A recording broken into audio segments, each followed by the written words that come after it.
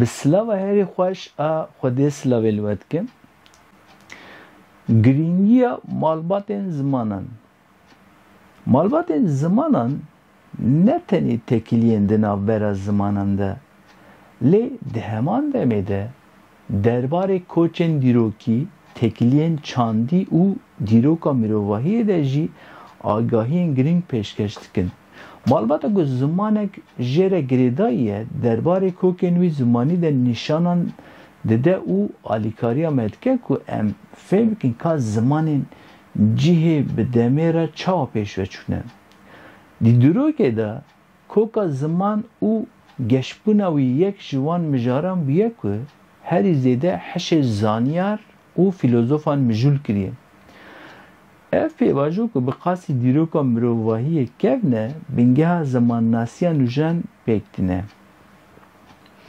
سردما نوژن او پیشروش زمان ایرو زمان به تکنیک او گردنوینا را به لزد گهره اینترنت او مدیا جواکی دبن سدما بلابونا لزگین پیو او آواین ایفاده نو دما که انگلیزی وکی لینگوا فرانکا یعنی زمانی هفپار لسرانسری جیهانی بلاو دبه ده دیتن که هن زمانین هرمیجی دبن خطر نمانی دنه زمان نه تنی امریکا رگاهندنیه لی ده همان ده میده هلگری چاند ناسنامه او دیروکه کجیه جبر ویه که پاراستن او زندگی کرنا هر زمانی جی با میراث چاندی مروواهی خودی گرینگیه که مزنه دیوانا پاراستنا زمانه کی لهمبری پشافتن به هولدان کولکتیف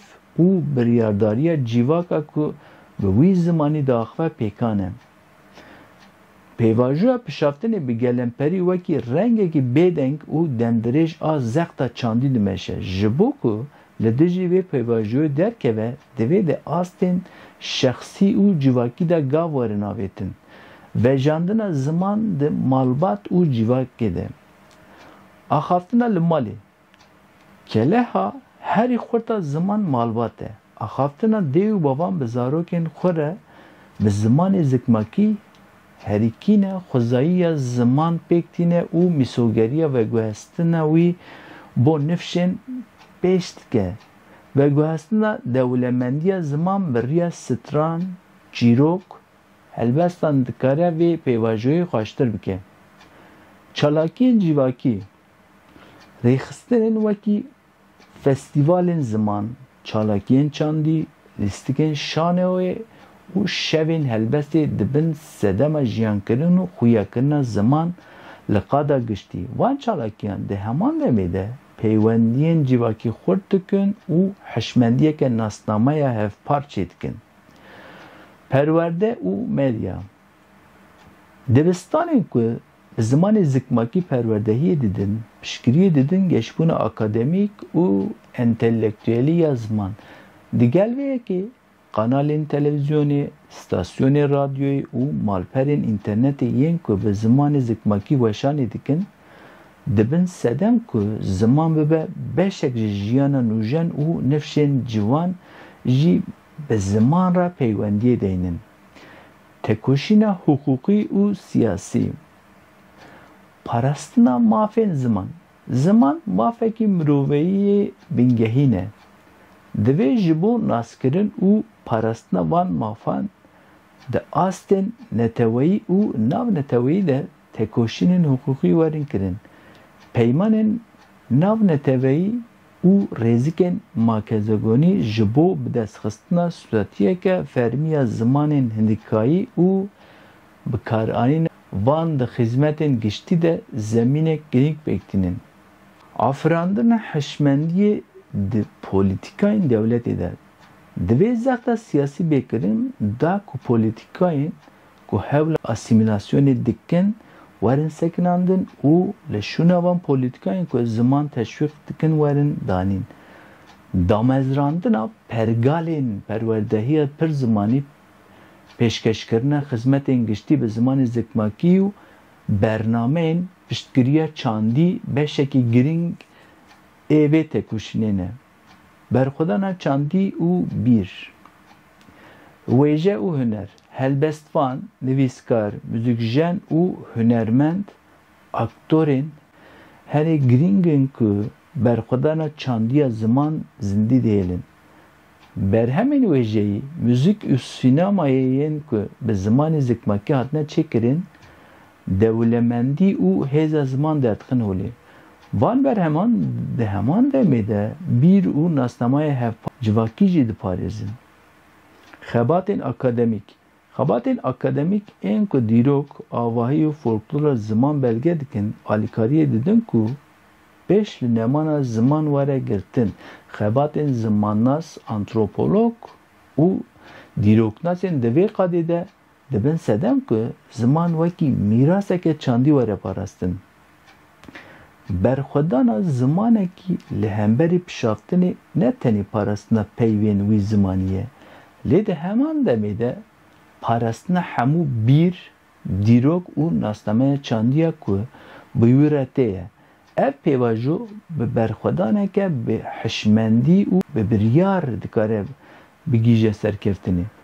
Ziman ji amûreke ragihandinê ye ku tenê ji bo peywendîkirinê tê bikaranîn gelekî zêdetir e. Ziman bingeha mirovbûn, ramandin, hiskirin û têgihiştina cîhanî ye. Çend sedem hene ku çima ziman ev qas girîng e. Veguhestina raman û agahiyê. Ziman rê dide me ku em raman, fikr û hestên xwe berbiçav bikin, em têgehên tevlîhev û ramanên razber bi gotinan vedibêjin ve vî avayî hem ji bo xwe wan zelal dikin, hem jî wan ji kesên din re vedugehezînin. Hemû zanîna me ji keşfên zanistî bigire heta îfadeyên hunerî bi rêya ziman ji nifşekî derbasî nifşekî dinê dibe. Ger ziman tuneviye wekî mirovahî ne gengaz bû ku em bi xwedî bîreke kolektîv û pêvajoyeke geşbûnê. Çand û nasname her zaman xwedî nêrîneke cîhanî û mîraseke çandiya taybet e. Ziman, dîrok, kevneşopî, nirx, mîzah û çîrokên cîvakekî hildigire. Nemana zimanekî ne tenê wendabûna komek gotinan e. Di heman demê de jêbirîna hemû dewlemendî û nasnameya çandiya ku bi wî zimanî hatiye afirandin e. Ji ber vê yekê ziman sembola herî girîng a nasname û hebûna civakê ye. Tekiliyên civakî û avahiya civakê. Ziman ji bo danîna peywendiyan di navbera mirovan de û avakirina avahiyên civakî amûreke bingehîn e. Biriya axaftin, nivîsandin, xwendin û guhdarkirinê em bi hev re têkiliyê datînin, li hev dikin, rêzikan datînin û armancên hevpar diyar dikin. Hevrikiya civakî û hevkariya bi saya ziman pêkan e. Zimanekî hevpar endamên cîvatekê tîne cem hev û hêstiya haydetiyê çêdike. Geşbûna şexsî û îfadeya hêstî. Ziman geşbûna me ya şexsî de ji rolek krîtîk dilize. Rê dide ku em xwe îfade bikin, hestên xwe derxin derve û bi kesên din re empatiyê denin. Bikarîna baş a ziman dikare bibe sedema serketina zêdetir di jiyana kesane û pişeya mirov de. Di heman devê de em dikarin bi rêya ziman hewcedariyên xwe yên hestî bînin, ziman û tendurustiya xwe ya derûnî biparêzin. Efrînerî û huner. Şaxên hunerê yên wekî wêje, helbet, şano, sînema û muzîk jî îmkanên efrînerî yên ku ji aliyê ziman ve tên pêşkeşkirin, sûd werdigirin. Bi rêya gotin, metafor û awayên vegotinê hunermend kurahiyên azmûna mirovahiyê dikolin û bi yên din re par vedikin. Ziman yek ji amûrên herî xurtên hunerî ye û îfadeyên herî hûr ên ruhê mirovî gengaz dike. Bi kurtasî ziman ne tenê amûreke ragihandinê ye, lê hêzeke bingehîn e ku hebûn çand geşbûna mirovahiye pêkan dike.